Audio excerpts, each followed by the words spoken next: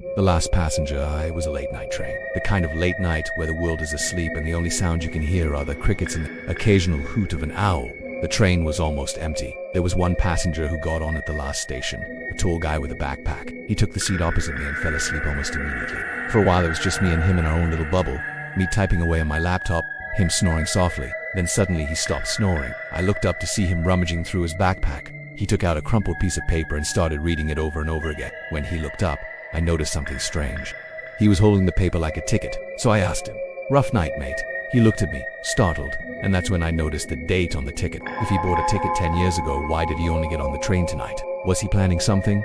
I decided to play along. I leaned in and said, "Hey mate, if you want you can use mine. It's for the next stop." He looked up, his eyes filled with gratitude.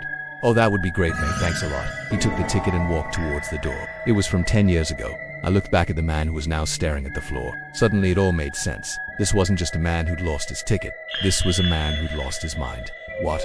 Oh, no, not really," he said, looking back down at his ticket. "Just lost my ticket." I raised an eyebrow. It didn't look like he'd lost it. He definitely had it in his hand. "You sure?" I asked, to which he replied, "Yeah, positive. I just misplaced it." He stood up, walked through the train, checked under the seats, even looked in the toilet. I watched him as he did this because something about the situation seemed off. He came back and sat down, defeated. He took a deep breath and said, "I can't believe this. I've lost my ticket." But there was still one thing that didn't add up, and that's when the lights went out. We were plunged into darkness. I screamed. What was happening? Where was the man? Had he done something?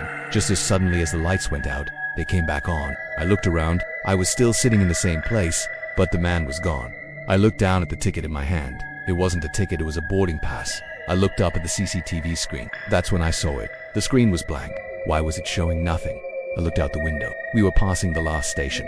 Where was everyone? Why was this train taking so long? I looked at the clock. It was 3 a.m. Suddenly, the train lurched to a halt. The doors opened and the conductor walked in. I got up and asked him, "Where are we? Where's the last passenger?" The conductor looked at me, his face pale. "What? Oh, I don't know what you're talking about," he said, his eyes wide with fear. He turned and ran. I chased after him, but he was too quick. I slipped and fell as I tried to catch up. I looked up to see him disappear around the corner. I got up and walked towards the exit. As I stepped out into the bright sunlight, I felt a tap on my shoulder. I turned to see the conductor standing behind me. His face was no longer pale, but his eyes were still filled with fear. "Can I help you?" I asked. He looked at me for a moment. Then he started to walk away. I called after him, "Hey mate, where's the bathroom?" He didn't answer. Instead, he picked up his pace. I broke into a run. I had to use the bathroom badly. Then I noticed something strange. The conductor wasn't looking at me, he was looking at something behind me. I turned to see what he was looking at, and that's when I saw it. My own reflection in the window. I was the last passenger.